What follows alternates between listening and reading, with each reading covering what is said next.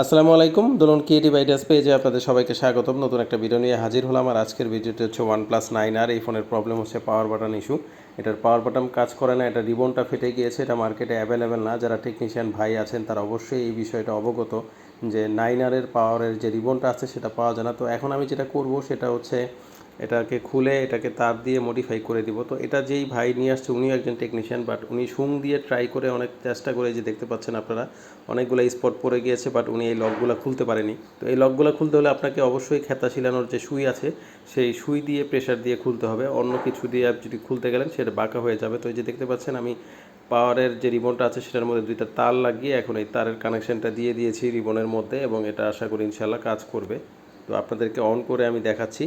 তো যারা এরকম এই 9R পাওয়ার বাটন ইস্যু, যারা রিবন পাচ্ছেন না, তারা আমার সাথে যোগাযোগ করতে পারেন। খুবই অল্প টাকার মধ্যে আপনাদের কাজ কমপ্লিট করে দেওয়া যাবে। আর আরেকটা বিষয় হচ্ছে যে পাওয়ার বাটনের রিবন ঠিক আছে, অনেক ক্ষেত্রে হয় কি বাটনের ভিতরে একটা রাবার থাকে, সেই রাবারগুলো ড্যামেজ হয়ে যায় অনেক সময়, তখন কিন্তু বাটনটা কাজ করে না।